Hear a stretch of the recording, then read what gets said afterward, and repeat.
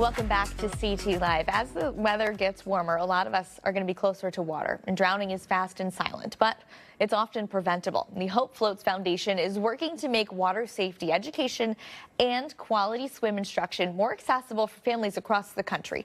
And joining us now is Kristen Mabrook, Executive Director of Hope Floats Foundation. So this mission is so important, getting kids into water, comfortable with water. We were just chatting, it's something that might not be on everybody's radar, but it's so serious, right?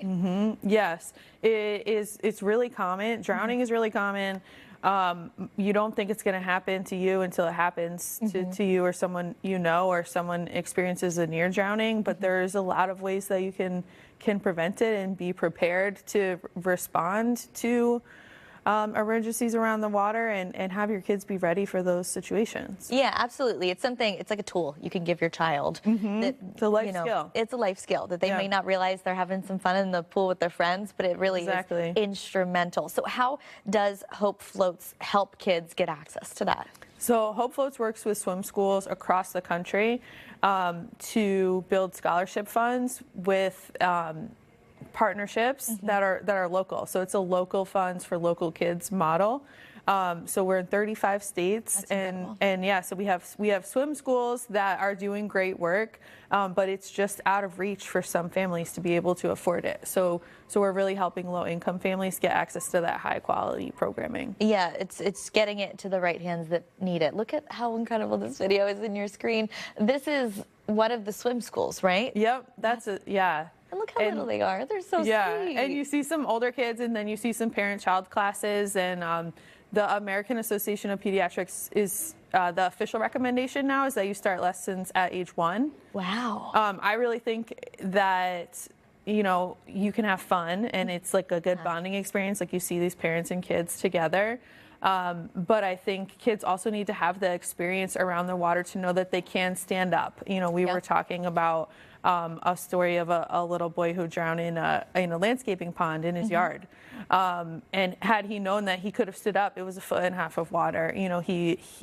His life would have been saved. Yeah. So having that experience around water is really important, and it's really important for the parents to have the experience with their kids around the water, because there are some easy things that you can do to be better prepared. Yeah, so that's the perfect segue for my next question. What's something a parent can do if lessons aren't in the mix at the moment? What's a way we can be proactive about it? Well, I think it's really important to think about supervision, like arm's reach supervision, right? You want literally right there, the length of your arm.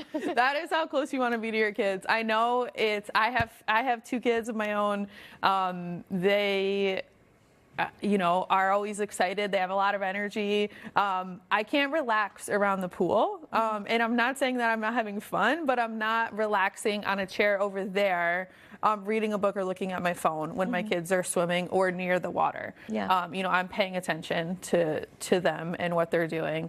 And then when you're with a group of people around the water, the phrase that I always remember is, if everyone's watching, no one's watching. So if you think that there's a bunch of adults around the pool and you think, oh, somebody will keep an eye on the kids, everybody might be thinking that, which means nobody's really keeping an eye on the kids. Yeah. So a lot of drownings happen during non-swim times. And that's something to think about with, spring and summer coming up, and barbecues and parties at the lake or where there's a dock or, any body of water. So having a water watcher that's designated for that. If you're hosting a pool party, maybe hire a lifeguard who can be there and be doing that designated supervision, or just take turns designating a person, like take shifts. Yeah, absolutely. But make sure that someone is designated to watch the water. Yeah, be vigilant, be prepared, keep an eye on the kiddos. I appreciate you so much. This is really great.